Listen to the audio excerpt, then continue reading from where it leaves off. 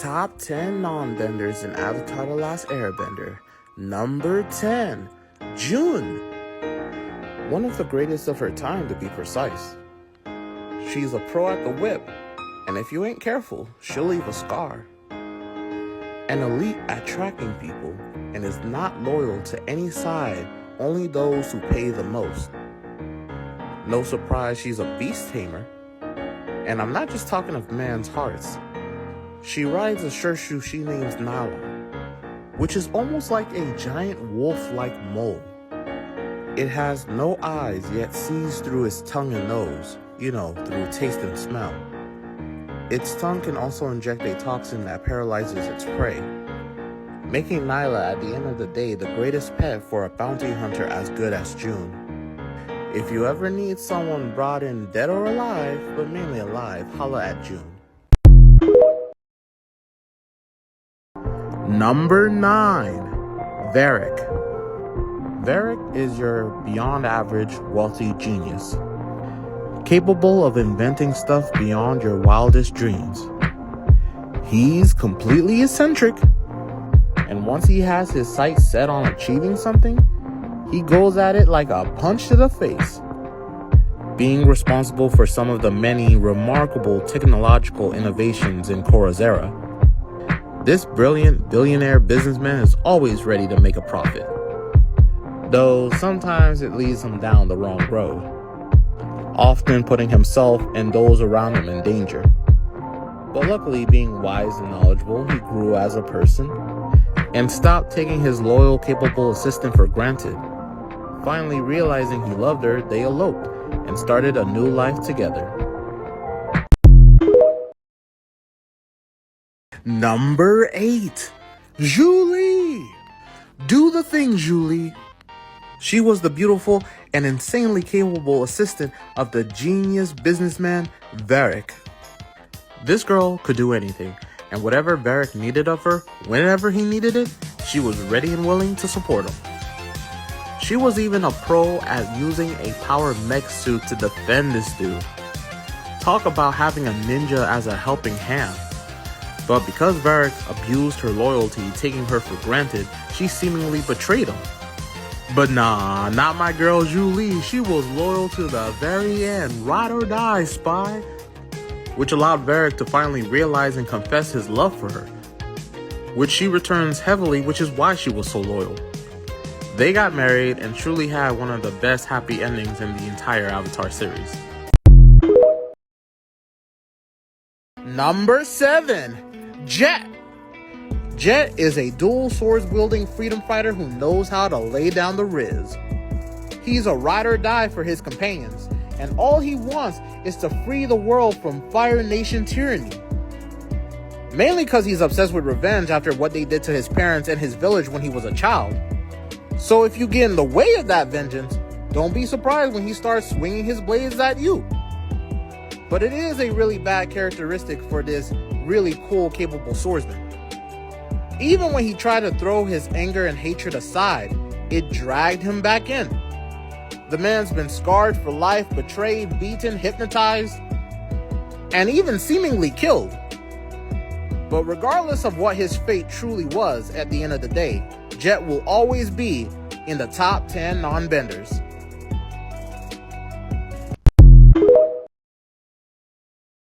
Number 6, Mai. Mai is the definition of complex. She is a governor's daughter, so she comes from a high wealthy house. But she ain't helpless. She can definitely powwow with the best of them. Being an expert knife, dagger, arrow, dart thrower, she has insane accuracy and precision and almost never misses. And once she has a target in her sight, she'll keep going at it until she hits it. So definitely not the type of girl you want to break up with. She's also very dark in her personality, very serious, but also laid back, which is why I feel she's so complex. But maybe it's just me. Either way, she was forced into being part of Azula's elite group of hunters to track and bring down the Avatar. But through Zuko, she awoke to realize she loved him more than she feared Azula. Number 5, Ty Lee. I'm sorry, I have to say this. Ty Lee was a snack on Avatar The Last Airbender. I'm sorry, but I'm not just putting her on here just because of her looks and zaniness. She was an elite fighter. Coming from a circus background, she is incredibly acrobatic and has a profound understanding of chi blocking like none you've ever seen. She is graceful with the leaps and very precise with her knuckles. She is fast, strong, and most of all, loyal. But if she finds that you are definitely not the right type of person to follow, she'll take you down. Because she values friendship and she doesn't want to see a friend get hurt. That's why Ty Lee's so high on this list. She's just incredible. Number 4, Suki. Suki is a proud Kyoshi warrior. And honestly, coming to mind, Kyoshi couldn't have inspired none better. Not only is she well trained and a fierce warrior, but she has a lot of love and heart, which in most cases makes her even stronger because she's very determined to protect what she cares about deeply. But even though she is very kind, don't take her niceness for weakness. Because if you get on her bad side, you'll be making out with the ground pretty quick and hard. And it was just this ability to switch from such a nice person to such a fierce warrior is what made her not just an amazing ally, but later an awesome, iconic member of Team Avatar. Sokka, you really won the lottery with this one. Suki just can't be beat. Number 3, Asami Sato.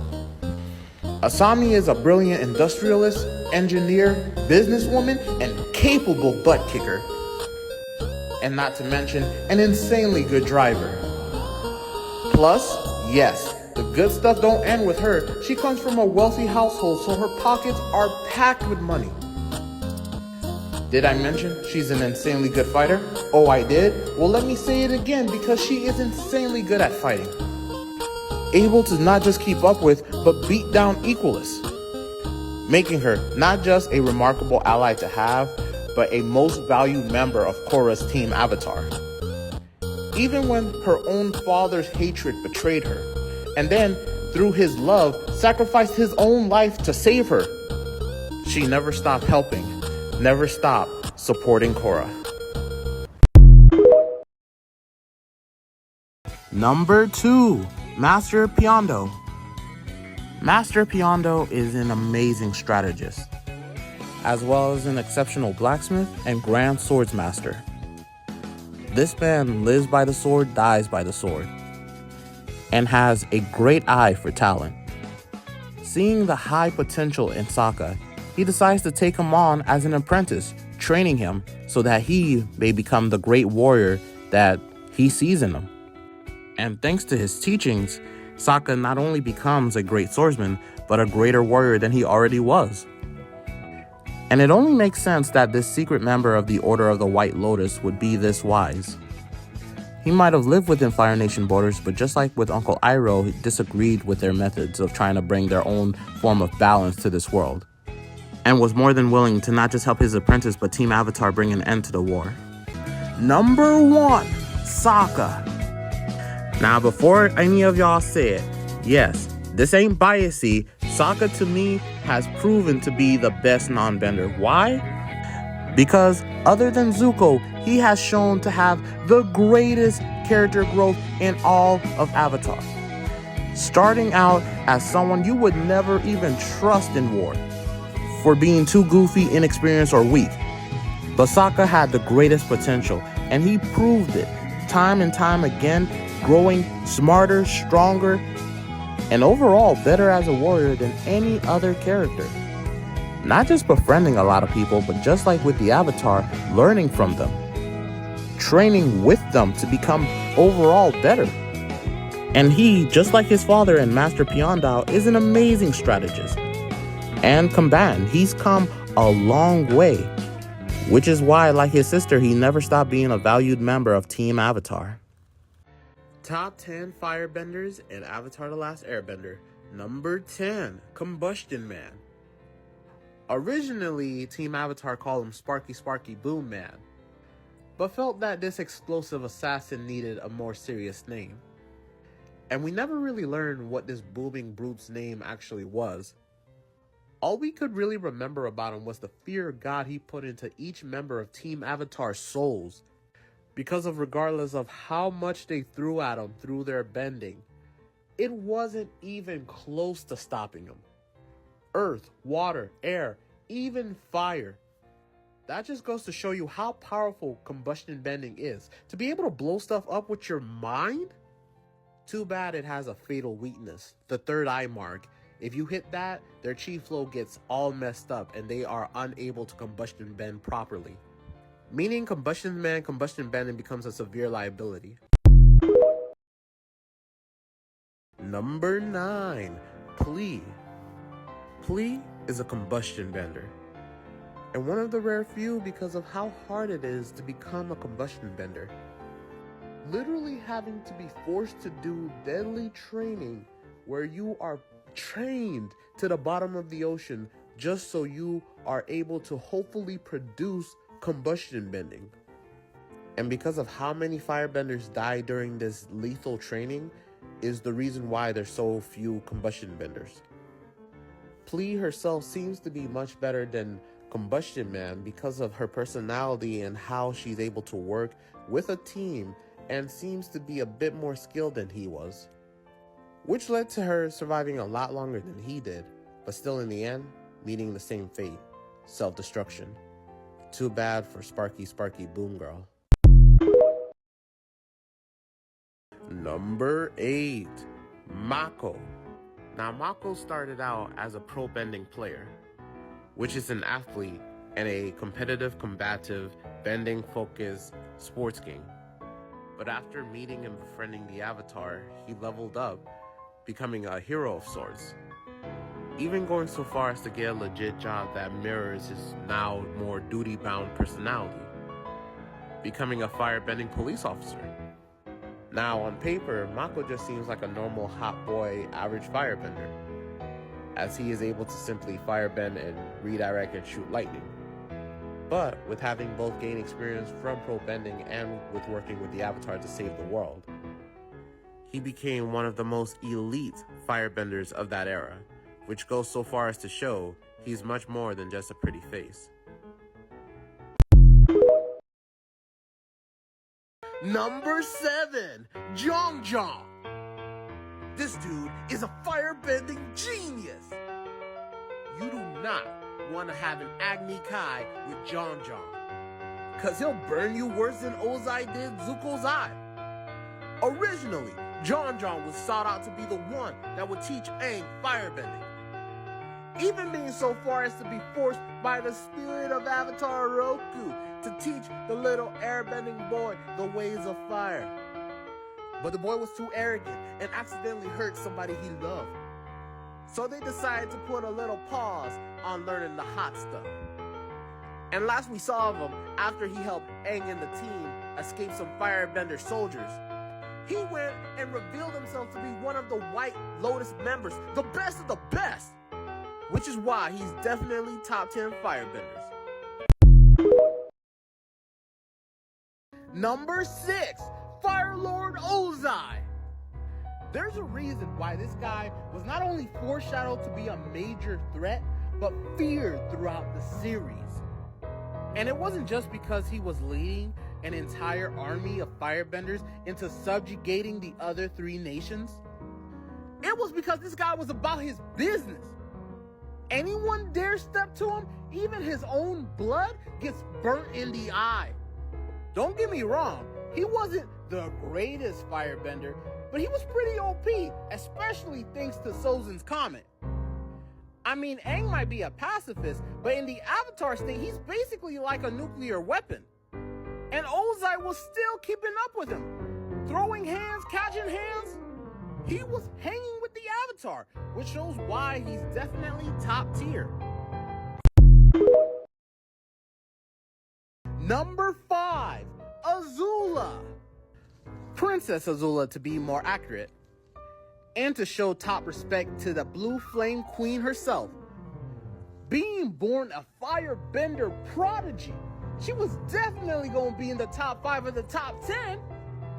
Her flames burn so hot, they burn through stone, they burn through her victims. Honestly, they're more deadly than when she shoots lightning, my bruh. Being able to fly like a fighter jet, and when you combine that level of firepower with her quick wit cunning and merciless attitude with dominating personality, no wonder Zuko had as much sister issues as he did daddy ones. So regardless of how insane Azula ended up becoming, she's still crazy hot. Number 4, Uncle Iroh. Now, it's not really hard to believe, but Uncle Iroh is the heart of Avatar: The Last Airbender. He's the guiding light for most of the characters on the show. But he's not just sweet with his words.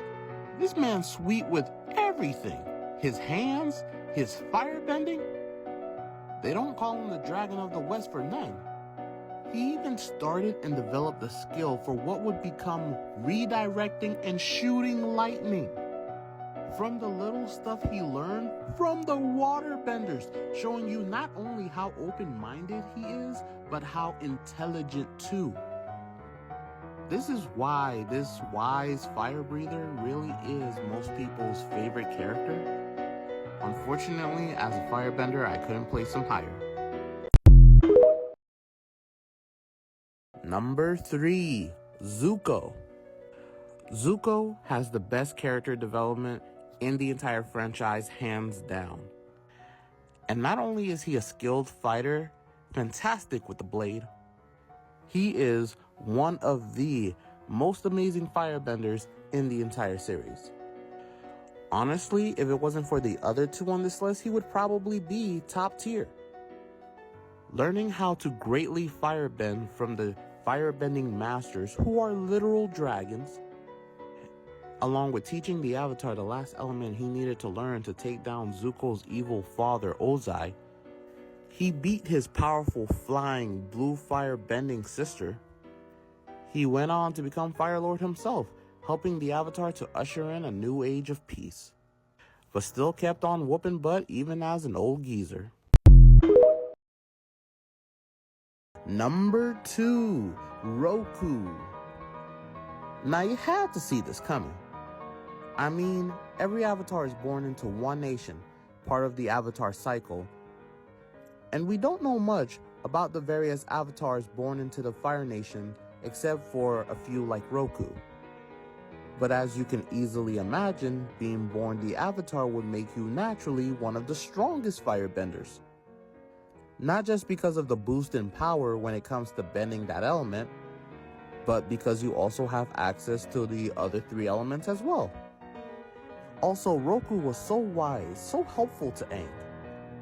And yes, he failed to stop Sozin from starting the 100-Year War. But that's because he had to take on a sudden, giant active volcano that would have threatened to destroy the entire Fire Nation, so I don't blame him for having to take a dirt nap. Number 1, Avatar 1. Being the very first Avatar, the very first element that he gained the ability to bend from the lion turtles was, yes indeed, fire. Meaning, the very first Avatar started as a firebender, which is why it makes so much sense why he's number 1 on the firebender list. I always had a feeling, I always had my theories that the very first Avatar's very first element was fire. So imagine my glee when I found out I was right.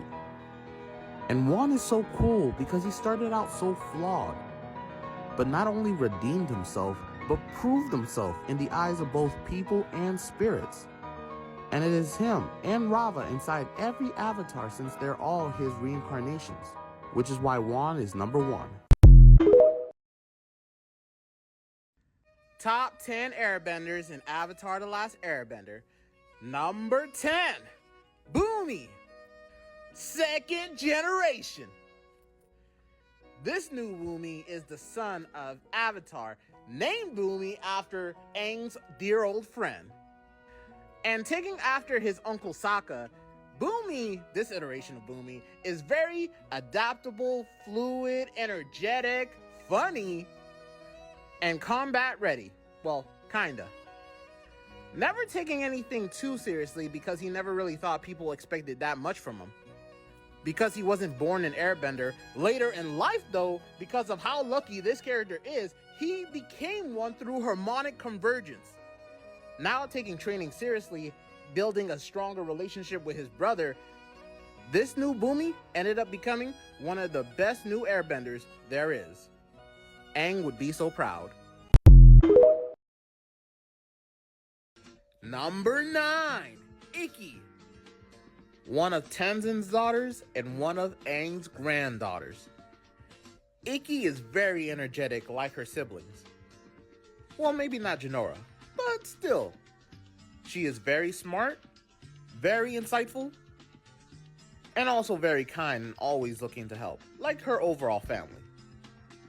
And because she was born an airbender, having the power in her genes, raised and trained by her father Tenzin, who was raised and trained by his father Aang, she of course is above most of the new airbenders who was given the ability through harmonic convergence.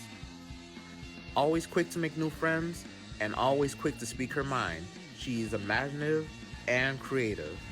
All the qualities of a great airbender.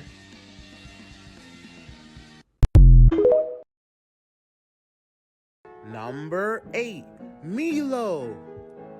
Milo is the adorable grandchild of Aang and Katara, and the spunky, sometimes overconfident first son of Tenzin.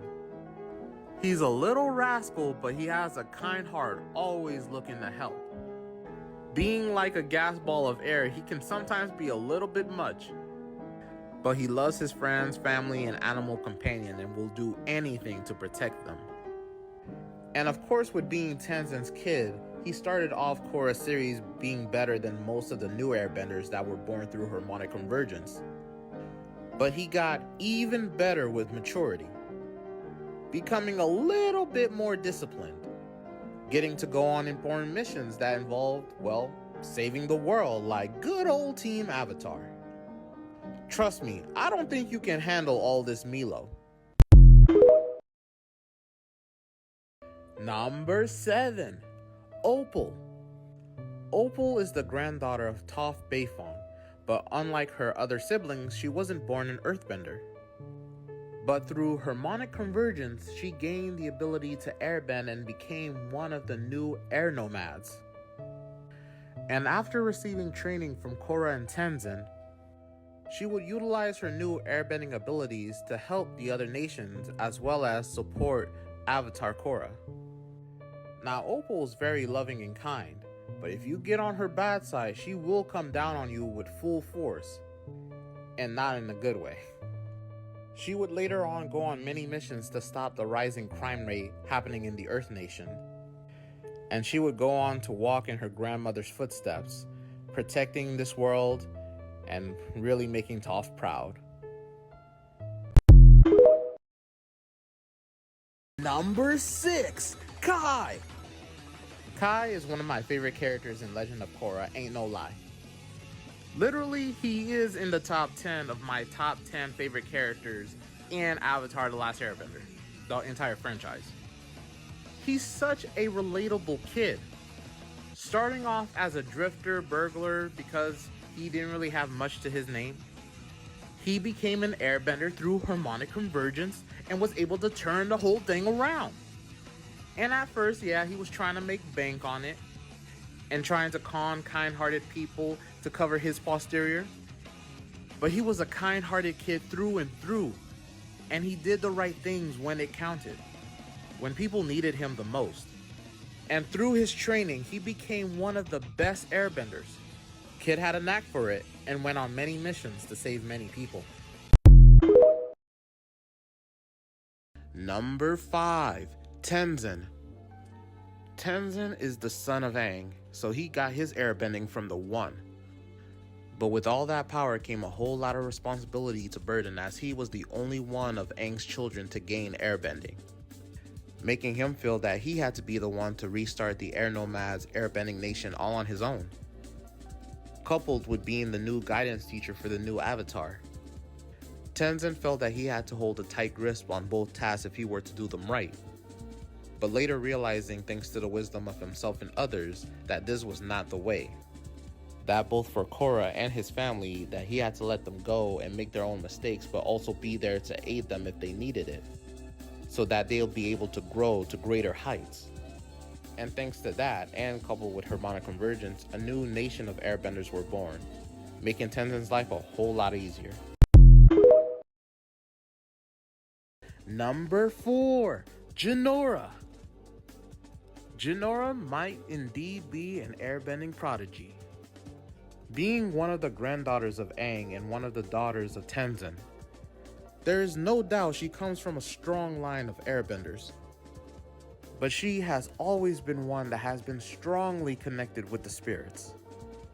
So much in fact that not only can she easily make friends with them, she can even project her spirit, not just astral projecting to gain access to various locations and places that she normally wouldn't be able to gain access to physically, but to also be able to go from the human world to the spirit world whenever she wants, making her one of the greatest spiritually connected airbenders there ever were, and making it make sense why she was the first airbending master in a generation. Number 3, Zahir.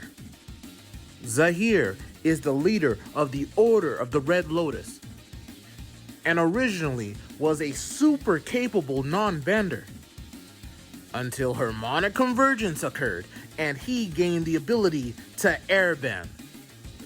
Call it fate, call it plot, but turns out Zahir was a practitioner of the teachings of Guru Lahima, one of the greatest, if not the greatest airbender to ever have lived. And after losing his greatest love, the only one tethering him to the physical plane, he unlocked the airbender's greatest airbending ability, the power to fly. To be absolutely weightless. Too bad, because of his radical beliefs that government leaders and the Avatar needed to be exterminated for world growth, led him to becoming a caged bird again. Number 2, Yangchen. Yangchen was the air nomad avatar that, thanks to her devotion and wisdom, brought about a generation of peace. But don't get her wrong, just because she wanted to bring about peace doesn't mean she wasn't willing to throw hands. And people feared Yangchen for her ability to throw down, as regardless of coming from the background of monks, she had the power and the determination to do whatever it took to keep about peace in this world. And not just violently, as she would adapt herself into using complex political strategies, such as manipulation, espionage, and even deceit. But thanks to her duty as the Avatar, she was revered as a holy individual that kept a whole generation of war from occurring after her death. Number 1, Aang. Aang deserves this seat because he truly was the last airbender after the Fire Nation came in and massacred his entire nation. And he has both the angel and devil's luck on his shoulder, because not only did he avoid that massacre by running away and getting frozen in an iceberg, but he conveniently got freed from that iceberg by Katara and Sokka 100 years later, with enough time to achieve so many great feats before the next Sozin's Comet. Mainly through airbending and mainly as a kid, he defeated the new Fire Lord in a peaceful way, which most avatars didn't even think was possible, and would live on to do greater things. And keeping his air nomad roots of peace alive to the very end, he would die knowing that future generations of airbenders would be born and live on thanks to him. Top 10 waterbenders in Avatar: The Last Airbender. Number 10, Hugh. Hugh is part of the waterbenders that separated from the overall tribes and went on their own path into the swamp. There, they're more in tune with nature and started waterbending swamp water and hunting swamp creatures for sustenance. And Hugh, besides monks, is the most hippy-dippy guy you'll meet in the Avatar world. I mean, he's so in tune with nature, he can bend the water within plants and vines, allowing him to have started and developed the unique and rare style of plant bending, for which, if you have enough vegetation at your disposal, allows you to make a jungle, forest, or swamp, for that matter, your absolute domain where you have complete advantage. You can even make yourself appear as a plant or swamp monster to strike fear in your enemies. Number 9. Paku. Now, Paku is a grandmaster of waterbending. Not only is this dude great at his craft, he's also great at teaching those to be also great waterbenders as well. If they have the potential for it, that is. The only downside to this well-respected character was his original views, believing that women with their waterbending shouldn't be warriors, but instead healers via tradition. But it took a very determined, very passionate, very talented waterbender, aka Katara, to push him past those old-timey views and wake him up to the reality of what is. And that is, waterbenders can choose for themselves on whether or not they want to be healers or warriors. This secret member of the Order of the White Lotus grew overall as a better person because of this, and became an awesome granddad. Number 8. Kaya. Kaya is the waterbending daughter of Avatar Aang and Katara. Of course, taking more from her mother's side, Kaya is an amazing healer.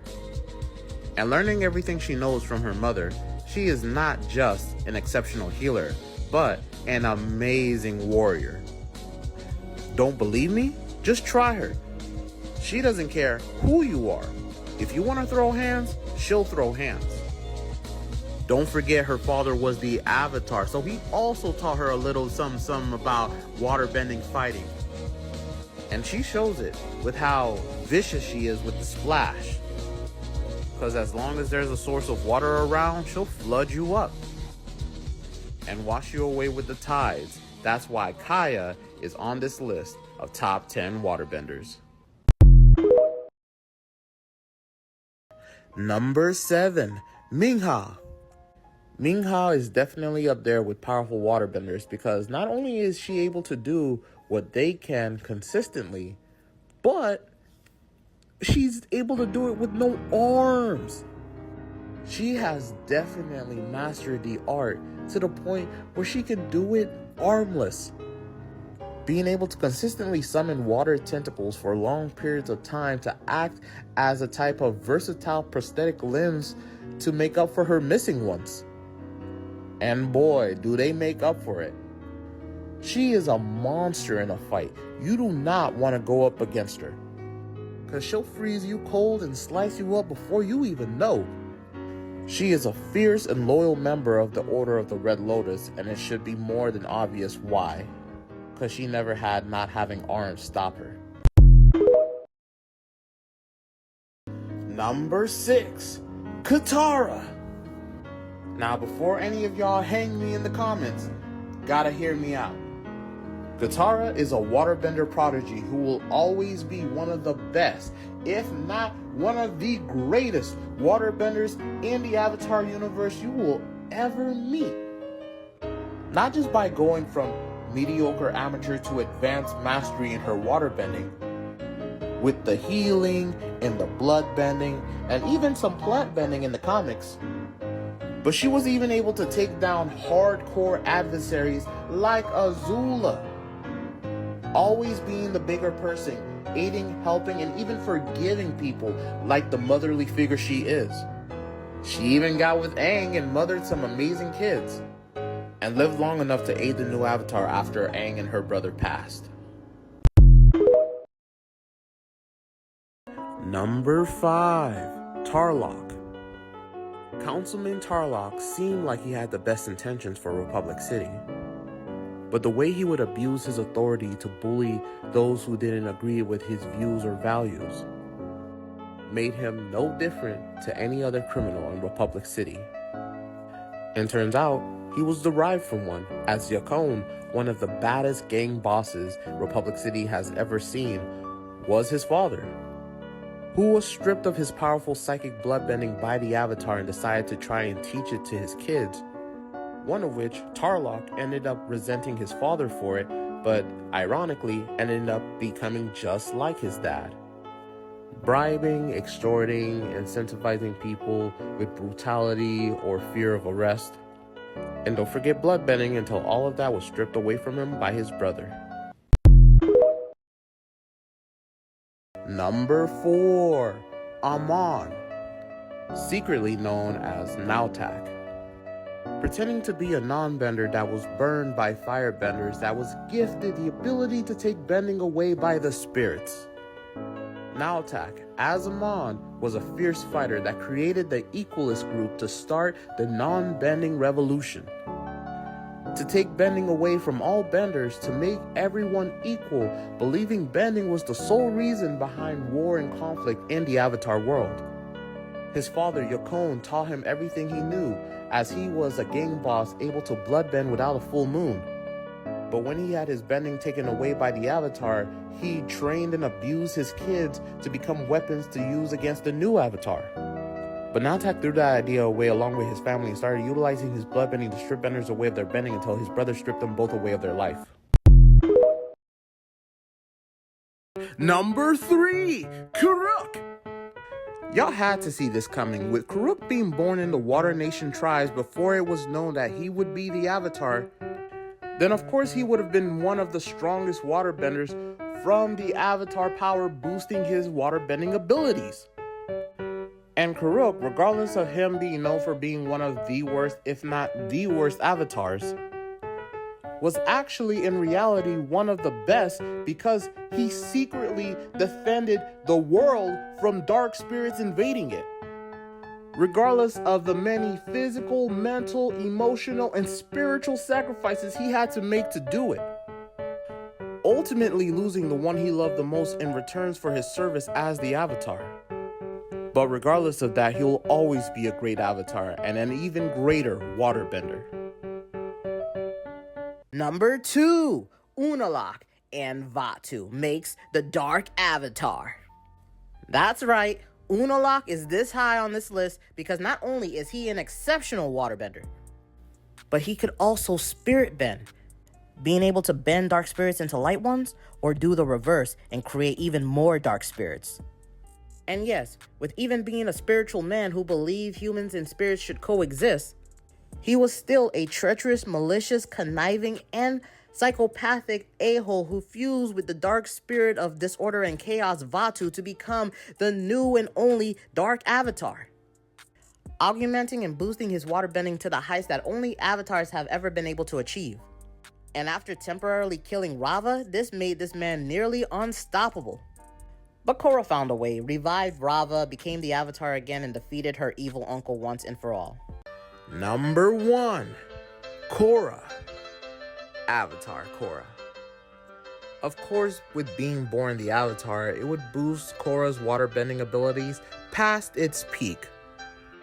But of course, Korra takes the number 1 spot because she surpassed what it means to be an Avatar. Honestly, she has faced and beaten the most trials I've ever seen any Avatar take. And the fact that even though she gave up a couple of times and lost really badly, she was able to stand back up and continue the fight to protect people she didn't even know. Shows how truly good Korra is, regardless of how sometimes she can be quick to anger. She may have lost her connections to the previous avatars, but her connection with Rava, the Avatar spirit, has never been stronger, allowing her to truly be one of the greatest waterbender, if not the greatest waterbender, and Avatar the Avatar universe has ever witnessed. Top 10 Earthbenders in Avatar The Last Airbender. Number 10, Haru. Originally sought out to be Aang's first earthbending teacher, Haru had his own list of problems, with the number 1 being earthbending being outlawed by the Fire Nation. But he had a rebellious spirit that wouldn't be broken. And with the help of Katara and Team Avatar, was able to not only free his father from captivity, but also put the fight back in the captured earthbenders, allowing them to regain their pride and freedom. Number 9, Longfang. With not just being the secretariat to the Earth King, Longfang was the head of the Dai Li, which was an elite secret police force of Ba Sing Se created by Avatar Kyoshi during her era. And with all of them being top-notch earthbenders, Longfang being the leader of them makes him top tier. But don't get me wrong, he is a snake, one that likes to manipulate and use people from the shadows, even going so far as to utilize hypnosis as a better way of controlling the citizens of Ba Sing Se, as well as any other unfortunate soul unlucky enough to be captured by him and his forces. Luckily, the slimy earthworm got his just desserts after betraying the Earth King and the people of Ba Sing Se so many times. Good riddance.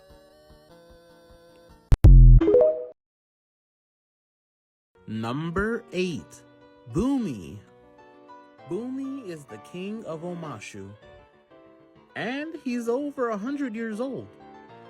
He's a cookie one, but is kind and playful at his center. And he is a ridiculously strong earthbender. So to have him this early on the list should clue you in that we're about to get some really good ones later on. Not to mention, Boomy is wise, being secretly a member of the Order of the White Lotus. His powerful earthbending only comes second to both his wisdom and his experience. I mean, when he had to, he single-handedly took an entire kingdom back from the Fire Nation in one day. All to say, Boomy's no joke, even though he likes to joke around. Number 7, Suyin Beifong. That's right, one of Toph's daughters. And just like her mom, she is wild.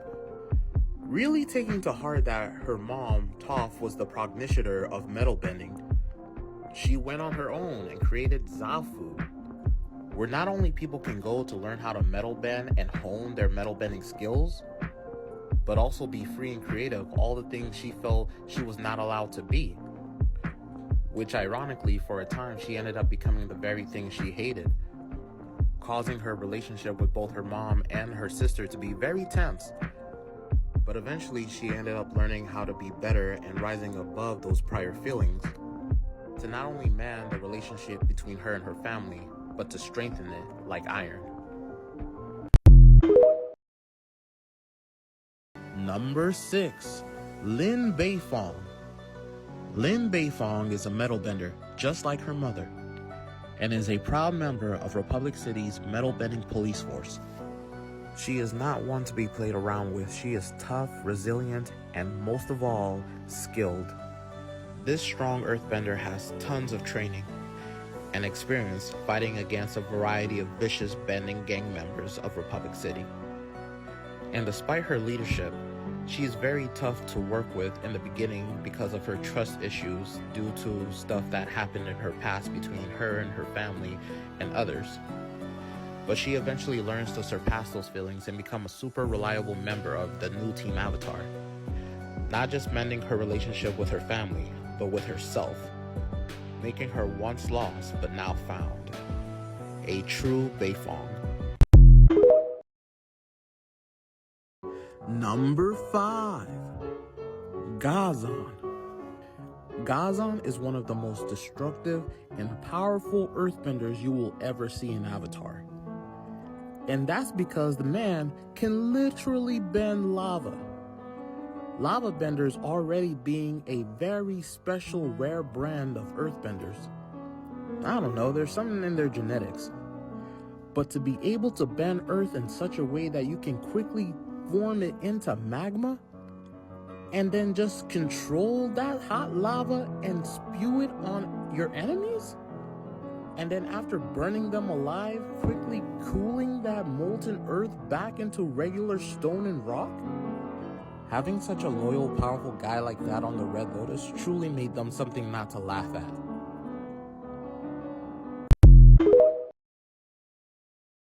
Number 4, Bolin. Bolin started as your average pro-bending earthbender. He was in it for the love of the game, the sport. And for a time, even became a mover actor. But through all of that, he doesn't care about the fame or success. He only cares about protecting his family. That's what matters most to him. And he's such a strong earthbender to be able to do so. Even finding out that he's one of the rare few lava benders. The most powerful type of earthbender there is. Not saying that there aren't earthbenders that don't bend lava that isn't above him, especially since he was new to the bending type. But he quickly made it his own and used it masterfully to help support Team Avatar.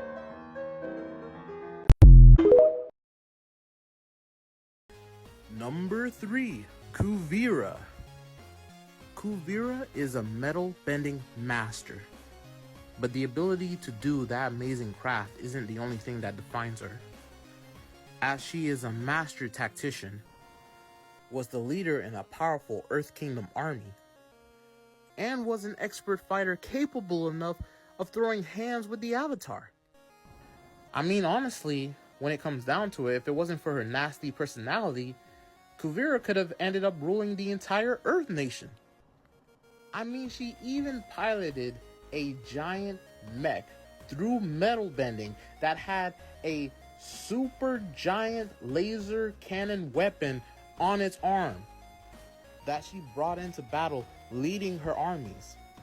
That's why Kuvira is so high on this list. She's no joke. Number 2, Toph. Toph is one of the greatest earthbenders in the series, hands down. The fact that she is such a prodigy at the craft, at such a young age being a champion trained by the Badgermoles, the original earthbenders. She achieved all of this blind, just like them. She even founded and developed the craft of metal bending. She even founded an academy to help spread and develop future metal benders. And that was after helping Team Avatar beat Fire Lord Sozin, by the way. And later, as an adult, she would go and become one of the best metal bending police officers Republic City has ever had. And as an elder, still finds herself helping the next Avatar. Toph just won't stop. Number 1, Kyoshi.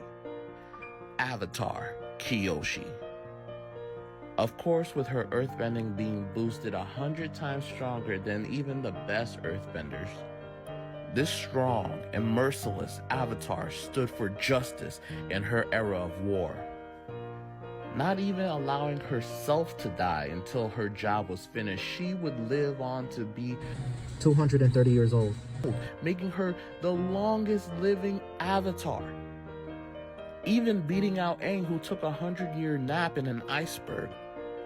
And even before she let herself finally take a dirt nap, she formed the Dai Li, a secret earthbending police force, and inspired future generations of Kyoshi warriors to protect the Earth Nation and the people of this world long after she was gone.